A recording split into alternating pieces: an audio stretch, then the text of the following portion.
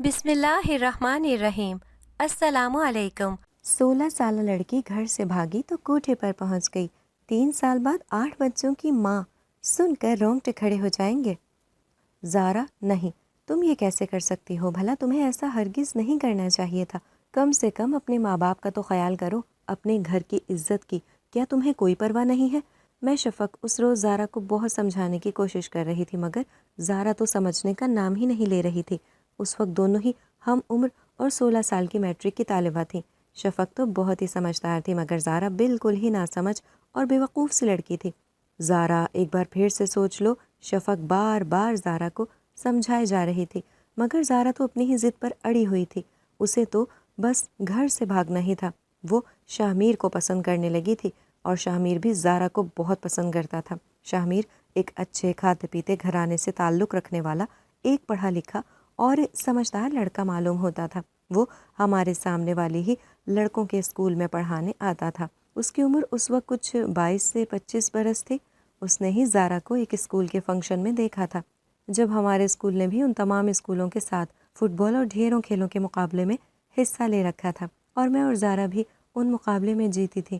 اس دن سے ہی میری دوست زہرا شاہ میر سر کو دل دے بیٹھی تھی، اور ایک چھوٹی سی ذرا سی ملاقات تھی، مگر آہستہ آہستہ زارا نے ان کے گھر جا کر ٹیوشن بھی لینا شروع کر دیا تھا، اور اب وہ ان سے چھپ چھپ کر فون پر باتیں بھی کرنے لگی تھی، اور رات بھر کئی دیر تک ان دونوں کے درمیان بہت بات چیت ہونے لگی تھی۔ مجھے ہر بار زارا پر افسوس ہوتا تھا کہ وہ کیسی لڑکی ہے جس نے اپنے والدین سے چھپ کر شاہ میر سر سے وہ موبائل لے رکھا تھا اور ان سے اب تک رابطے میں تھی، جبکہ ہمیں میٹرک پاس کیے ایک عرصہ ہو گیا تھا، مگر زارا تو ان سے شاید… میں نے اس رات زارا کو بہت سمجھانے کی کوشش کی، مگر زارا تو میری سننے کو تیار ہی نہ تھی، اور الٹا مجھے اپنی دوستی کا واسطہ دے کر کہنے لگی، تجھے قسم ہے میری، آج رات جو کچھ ہوگا، تو نے اگر کسی سے اس بارے میں ذکر بھی کیا تو میرا مرا ہوا منہ دیکھے گی۔ میں شفق اس کی قسم کے آگے خاموش ہو گئی تھی اور اس سے بات چیت کے بعد اپنے گھر چلی آئی تھی۔ رات نیند تو مجھے بھی نہ آ سکی تھی۔ رات بھر زارا نے کہاں گزاری ہوگی اور پھر وہ کہاں گئی ہوگی، میں بہت ہی فکر مند ہونے لگی تھی، اور ساتھ ہی بے چین بھی، کیونکہ ایک روز میں نے شاہ میر سر کو فون پر جو کچھ کہتے سنا، کہیں وہ بات سچ نہ ہو جائے، مگر مجھے تو زارا نے قسم دے رکھی تھی۔ سویرے سویرے 8 بجتے ہی گھر کے باہر دروازے پر دستک ہوئی اور میری آنکھ جھٹ سے کھل گئی تھی۔ ابھی کچھ ہی دیر تو مجھے سوئے ہوئے ہوئی تھی، اس وقت بھلا کون ہو سکتا ہے؟ میں اٹھ کر اپنے کمرے سے باہر چلی آئی تھی۔ بابا نے جلدی سے دروازہ کھولا تو میں دنگ ہی رہ گئی تھی۔ اس وقت سامنے ہی بہت ہی بری حالت میں زارا کی امی روتے ہوئے کہنے لگی، بھائی صاحب، شفق کہاں ہے؟ مجھے اس سے ضروری بات کرنی ہے۔ میں گھبراتے ہوئے آگے بڑھی۔ میں نے کہا، کیا ہوا ہے آنٹی؟ سب خیر تو ہے نا؟ وہ کہنے لگی، نہیں بیٹا، زارا رات سے ہی گھر نہیں لوٹی، وہ نہ جانے کہاں ہے۔ کیا تمہاری اس سے کوئی بات چیت ہوئی ہے اس بارے میں؟ وہ رات تمہارے ہی ساتھ تھی نا گھر سے؟ وہ تو تمہارے گھر ہی آنے کا کہہ کر نکلی تھی۔ وہ آنٹی نہیں تو، مجھے تو بالکل خبر نہیں ہے۔ ہاں وہ آئی تھی، ہم دونوں کل رات ساتھ ہی تھے، مگر مجھے نہیں معلوم، میرے گھر سے تو واپس ہی چلی گئی تھی کہ بہت دیر ہو گئی ہے، امی ابو پریشان ہونے لگیں گے۔ اور تو ایسی کوئی بات نہیں ہوئی۔ اس کی امی زاروں قطار رونے لگی تھیں۔ میری امی نے انہیں وہاں تسلی دے کر بٹھایا، انہیں پانی پلایا، اور کچھ دیر بعد وہ گھر سے چلی گئیں۔ زارا کے ابو بھی گھر لوٹے یا نہیں، وہ تو کل رات سے ہی اسے تلاش کرنے میں لگے ہوئے ہیں۔ وہ گھر لوٹ گئی تھی، اور میری امی بابا بھی کافی پریشان ہونے لگے تھے کہ جوان بیٹی ہے، ماں باپ تو پریشان ہوں گے ہی، آخر آج کل کا ماحول بھی تو ٹھیک نہیں ہے۔ لیکن زارا اور شفق تو بچپن کے ہی دوست تھیں، ان دونوں کا بچپن سے ہی ایک دوسرے کے گھر آنا جانا رہتا ہے۔ پھر بھلا کیسے اچانک وہ غائب ہو گئی؟ کہیں اسے کسی نے اغوا تو نہیں کر لیا؟ شفق کے بابا امی گھبراتے ہوئے سوچنے لگے تھے۔ میرا دل تو زور زور سے دھڑکنے ہی لگا تھا۔ مجھے اب تک یقین ہی نہیں آ رہا تھا کہ زارا نے وہ کر دکھایا جو وہ کہتی تھی، مگر میں اتنا یقین سے کہہ سکتی تھی کہ میرا وہم ہو، لیکن کہیں زارا کو کچھ اور وہ شاہ میر سر کی اس دن کی وہ بات… میں نے امی اور بابا سے اجازت لے کر فوراً ہی زارا کے گھر جانے کو کہا کہ اس وقت مجھے زارا کی امی کے ساتھ ہونا چاہیے اور دیکھوں تو وہاں جا کر کیا معاملہ ہے۔ امی اور بابا نے مجھے فوراً ہی اجازت دے دی تھی اور کہا تھا کہ تم وہیں رہنا، اکیلے مت آنا، ہم دونوں وہاں آ کر خبر خیریت بھی لے لیں گے اور شام میں تمہیں وہاں سے اپنے ساتھ ہی لے آئیں گے۔ میں جلدی وہاں جانے لگی تھی، مگر سب سے پہلے میں وہاں پہنچی، شاہ میر سر کے گھر۔ وہ اسکول سے تھوڑا فاصلے پر ہی تھا۔ میں تو چونکی پڑی تھی۔ ان کے گھر کے باہر بھی آج تالا لگا ہوا تھا، جبکہ ایسا بالکل بھی نہیں ہوتا تھا۔ وہ زیادہ تر اسکول کے بعد گھر میں ہی موجود ہوتے تھے۔ میں زارا کے گھر چلی آئی تھی اور زارا کا اب تک کچھ پتہ نہیں تھا۔ وہ اب تک گھر نہیں لوٹی تھی۔ اس کے والد نے تھانے میں رپورٹ بھی درج کروا لی تھی اور اس کی امی کا تو رو رو کر ہی برا حال ہو رہا تھا۔ میں انہیں سمجھانے کی کوشش میں لگی ہوئی تھی کہ آنٹی گھبرائے نہیں، انشاءاللہ سب ٹھیک ہو جائے گا، ہماری زارا لوٹ آئے گی، وہ بالکل ٹھیک ہوگی۔ میں آنٹی کو تو تسلی دے ہی رہی تھی، مگر ساتھ ہی میں اپنے دل کو تسلی نہیں دے پا رہی تھی کہ واقعی زارا ایسا بھی کر سکتی ہے۔ وہ گھر سے بھاگ چکی ہے اور سر شاہمیر میرے دماغ میں ہزاروں سوالات آنے لگے تھے، مگر ان کے جوابات مجھے ابھی تک معلوم نہ تھے کہ رات جو کچھ ہمارے درمیان بات ہو رہی تھی واقعی وہ کر گزری تھی۔ بس اس طرح میں اپنی اس دوست سے بچھڑ چکی تھی اور میرے دل میں ایک کسک رہ گئی تھی کہ کاش اس وقت میں نے اپنی زبان کھول دی ہوتی، کہ کاش میں نے اس وقت اپنی خاموشی توڑ دی ہوتی تو زارا اس طرح ہمیشہ کے لیے لاپتہ نہیں ہوتی۔ اب تو پتہ نہیں وہ زندہ بھی ہے یا نہیں، کسی کو نہیں معلوم وہ کہاں گئی کہاں نہیں۔ اس دن سے اس کی کوئی خبر نہیں ہوئی۔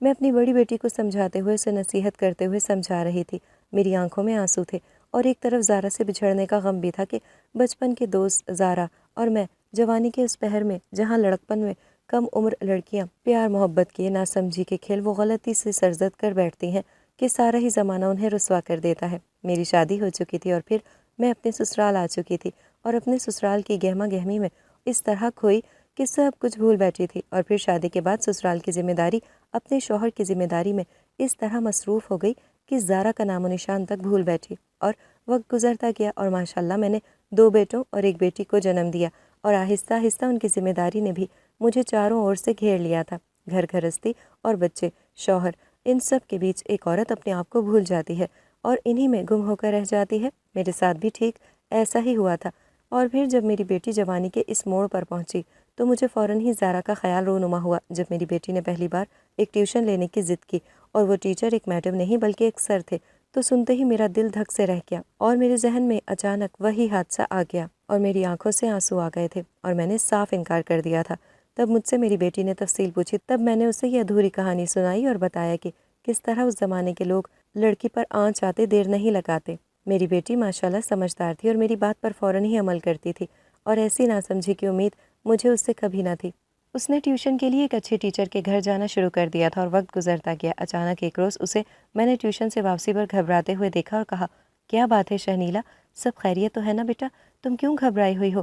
وہ امی جان، میری ٹیچر کے گھر آج کچھ لوگ آئے تھے اور وہ بہت زور سے شور شرابہ کر گئے ہیں اور کہہ رہے تھے کہ 1 مہینے کے اندر اندر تم لوگ اپنا گھر خالی کر دو، نہیں تو ان لوگوں کو وہاں سے دھکے مار کر نکال دیا جائے گا، اور بلکہ اس شہر سے ہی نکال دینے کی بات کر رہے تھے۔ مگر وہ لوگ ایسے کیسے کسی مظلوم لوگوں پر ظلم کر سکتے ہیں؟ میں نے اس سے پوچھا۔ وہ کہنے لگی، پتہ نہیں امی، وہ بیچاری تو پہلے ہی بہت غریب ہیں، ان کے ساتھ اور چھوٹی بہنیں ہیں اور ان کی ایک بوڑھی ماں ہے جو بالکل ہی بستر سے لگی ہوئی ہے۔ ٹیچر تو بہت ہی پریشان ہو گئی تھی، وہ تو اسی وقت سر پکڑ کر بیٹھ گئی تھی۔ وہ اسکول میں نوکری کرتی ہیں، پھر ٹیوشن پڑھاتی ہیں اور ساتھ ہی گھر میں سلائی کڑھائی کا کام کر کے گھر کا گزر بسر چلاتی ہیں۔ ان کے اکیلے پر اتنا بوجھ، یہ کیسے اللہ کا انصاف ہے؟ امی بھلا یہ سب کیسے؟ ارے بیٹا، ایسے نہیں کہتے اور اس طرح گھبراتے نہیں ہیں، نہ جانے زندگی میں کیسے کیسے مسائل کا سامنا کرنا پڑ جاتا ہے، اور پھر اللہ کے فیصلے پر ہر وقت راضی رہنا چاہیے۔ وہی اپنے بندوں کو آزمائش میں ڈالتا ہے اور پھر انہیں باہر نکلنے کا راستہ بھی دکھاتا ہے۔ میں نے اپنی بیٹی کو مل کر سمجھایا تھا اور اسے حوصلہ بھی دیا۔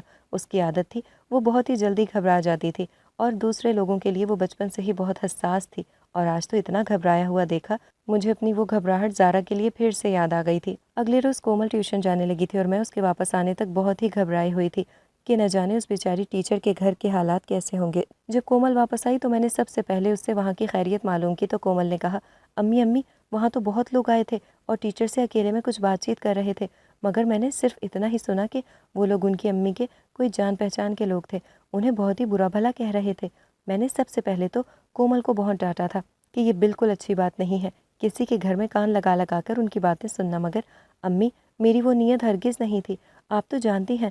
اچھا چلو ٹھیک ہے، اس معاملے سے دور رہو، کوشش کرو اس معاملے سے دور رہو، اور کل میں بھی تمہارے ہمراہ وہاں چلوں گی۔ وہ بیچاری اکیلی کس کا سامنا کیسے کر رہی ہوں گی؟ اس کی تو ماں بھی اس قابل نہیں ہے، وہ تو پہلے ہی بستر سے لگی ہوئی ہے۔ میں کل جا کر تمہاری ٹیچر سے ملاقات کروں گی اور بہانے سے موقع دیکھ کر حالات کی تہہ تک جانے کی کوشش کروں گی، کیا پتہ ہماری مدد سے اس بیچاری کو کوئی سہارا ہی مل جائے۔ اور میرے نزدیک ایک جان پہچان کا کرائے کا گھر بھی ہے، ان لوگوں کو وہاں کا پتہ بھی دے دوں گی۔ کومل بھی میری بات سے مطمئن تھی اور میرے گلے لگ کر مجھے پیار کرنے لگی کہ میری امی بہت اچھی ہیں، اللہ ایسی امی ہر کسی کو دیں۔ وہ دوسروں کے کام آتی ہیں، ان کی مدد کرتی ہیں۔ میں کومل کی یہ بچکانہ حرکتیں دیکھ کر ہنس پڑی تھی اور اسے بھی میں پیار کرنے لگی تھی۔ میرے دونوں ہی بیٹوں نے اچھی جگہ نوکری تلاش کر لی تھی اور ہم سب اپنی زندگی میں بہت خوش باش تھے۔ ساس سسر تو اب رہے نہ تھے اور میرے شوہر کاروبار کے سلسلے میں شہر سے باہر آتے جاتے رہتے تھے، اور اس طرح میں اپنی گھر گھرستی میں بالکل ہی مطمئن اور اچھی خوشحال زندگی گزر بسر کر رہی تھی۔ ادھر دوسرے دن جب کومل مجھے اپنے ساتھ لے جانے کو تیار تھی، مجھے اچانک ہی کسی کام سے اپنے کسی رشتہ دار کے گھر جانا پڑ گیا تھا، اور میں کومل کو سمجھانے لگی تھی کہ بیٹا سوری، آج میں نہیں جا سکوں گی، انشاءاللہ پھر کبھی ملاقات کروں گی تمہاری ٹیچر سے، اور آج تو میرا جانا انتہائی ضروری ہے۔ میں کومل کو خدا حافظ کہہ کر چلی گئی تھی۔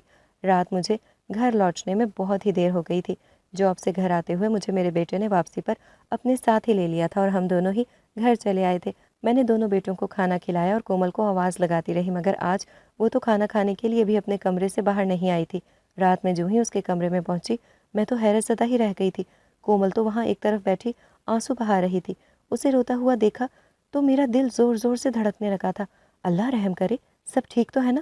میں نے فوراً ہی کومل کے پاس بیٹھ کر اس کے آنسو صاف کیے اور کہا، کیا بات ہے کومل، سب خیریت تو ہے نا؟ تم کیوں رو رہی ہو؟ اور تم نے کھانا بھی نہیں کھایا؟ وہ کہنے لگی، امی آج ٹیچر کے گھر وہ لوگ آئے تھے اور ان کا سامان باہر پھینک رہے تھے اور انہیں گھر سے نکالنے کی دھمکی دے رہے تھے، اور اللہ توبہ، وہ لوگ ان کی بوڑھی ماں پر طرح طرح کے الزامات لگا رہے تھے اور نہ جانے کیا کیا اول فول بک رہے تھے، اور اتنی دیر میں ان کی ماں کی حالت بہت ہی بگڑنے لگی تھی۔ وہ ہم سب کو چھٹی دے کر انہیں اپنی 2 بہنوں کی مدد سے وہاں سے فوراً ہی ہسپتال لے جانے لگی تھی۔ بس وہی سوچ سوچ کر میری تو طبیعت ہی ہلکان ہوئی جا رہی ہے۔ امی ایسا کیوں ہوتا ہے؟ لوگوں کی پریشانی اتنا تنگ کیوں کر دیتی ہے کہ لوگ تو خوشی کی امید ہی کرنا چھوڑ دیتے ہیں؟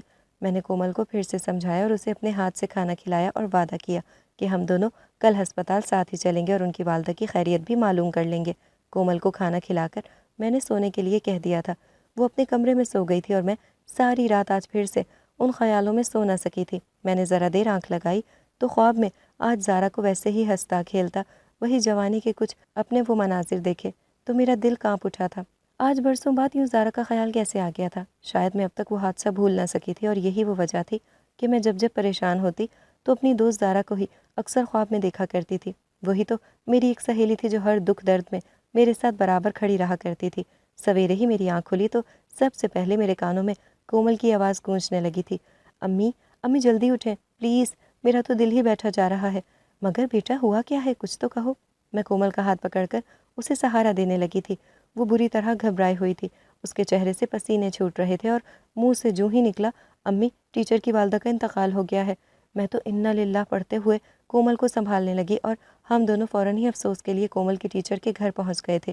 وہاں لوگوں کی بہت بھیڑ تھی اور سبھی لوگ خاموش کھڑے تھے اور اس مرحومہ کی تعریفوں کے پل باندھ رہے تھے، اور ایک طرف صدمے میں ساری بہنیں کھڑی رو رہی تھیں۔ سب سے پہلے میں نے جا کر کومل کی ٹیچر شمائلہ کو گلے لگا لیا تھا اور وہ مجھ سے لپٹ کر رونے لگی تھی۔ پھر میں نے مرحومہ کا چہرہ دیکھنے کے لیے جیسے ہی آگے بڑھی، میرے تو پیروں تلے زمین ہی نکل گئی تھی۔ میرا تو چہرہ ہی زرد پڑ گیا تھا۔ میری طبیعت اچانک بگڑنے لگی تھی کہ نہیں، یہ نہیں ہو سکتا۔ امی کیا ہوا؟ بتائیں، آپ اچانک اس طرح؟ کومل مجھ سے پوچھ رہی تھی۔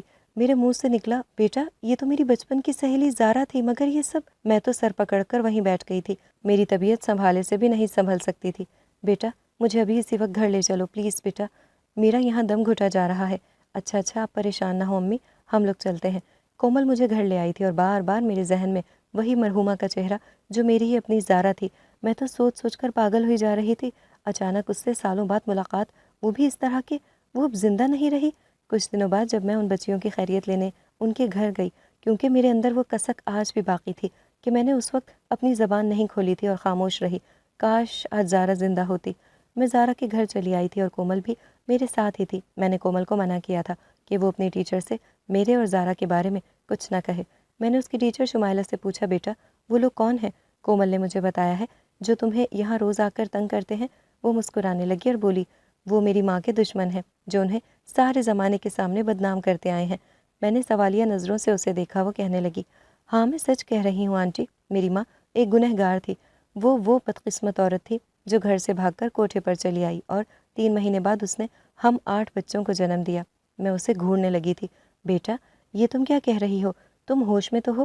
بھلا تم کیسے اپنی ماں کے خلاف ایسے الفاظ ادا کر سکتی ہو؟ ارے آنٹی میں کہاں، آپ جا کر تو دیکھیں، سارا زمانہ یہی کہتا آیا ہے اور میری ماں گنہگار تھی، جبھی تو وہ ساری عمر خاموش رہی اور اندر ہی اندر گھٹتی رہی اور آج اپنی جان بھی قربان کر گئی۔ اور یہ ظالم زمانہ جو آج ان کے مرتے ہی ان کی تعریفیں کرنے لگا، جو کل تک ان پر تھو تھو کر رہا تھا اور اس بیچاری بیمار بوڑھی عورت کو گھر سے نکالنے پر آمادہ تھا۔ میں اب زارا کے خلاف ایک الفاظ بھی نہیں سن سکتی تھی، پھر چاہے سامنے اس کی اپنی ہی اولاد کیوں نہ ہو۔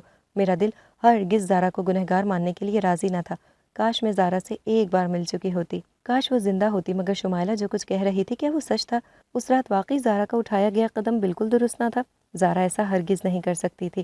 زارا ایسی نہ تھی، وہ تو بالکل ہی سیدھی سادھی لڑکی تھی، وہ تو بلکہ ایک ناسمجھ اور بے وقوف لڑکی تھی۔ میں نے اسے سمجھایا بھی تھا کہ وہ قدم نہ اٹھائے۔ اس رات زارا اور میرے بیچ بہت بحث ہوئی، مگر زارا نے میری ایک نہ مانی اور اپنی ہی منمانی کر بیٹھی، صرف شاہمیر کی وجہ سے۔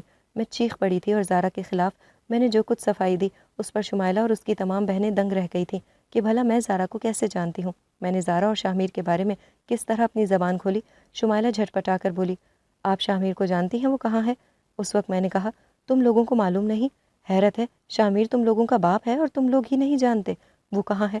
میری بات سن کر شمائلہ رو پڑی اور کہنے لگی، نہیں نہیں، شاہمیر ہمارا باپ نہیں ہے اور اس بدذات کو سزا دلوانا ہی ہمارا آخری فیصلہ ہے۔ مگر آپ کون ہیں؟ آپ ہماری ماں زارا کو کیسے جانتی ہیں؟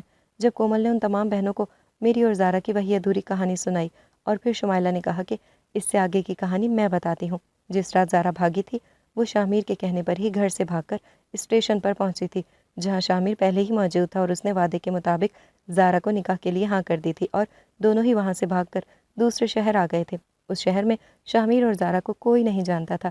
ان دونوں کا ارادہ تھا کہ وہ لوگ یہاں اپنی ایک نئی زندگی کی شروعات کریں گے اور نکاح کر کے شادی شدہ زندگی گزاریں گے، مگر بدقسمتی سے قسمت نے وہ کھیل کھیلا جس سے دونوں ہی انجان تھے اور اس ٹرین میں اچانک کچھ ڈاکوؤں نے حملہ کر دیا تھا اور پوری ٹرین میں لوٹ مار مچا دی تھی۔ اور جب ان کی نظر زارا پر پڑی تو وہ لوگ زارا کو گھورنے لگے، کیونکہ زارا بہت ہی خوبصورت اور ایک حسین چہرے کی مالک تھی اور اس کی خوبصورتی پر تو کوئی بھی دل پھینک دیتا۔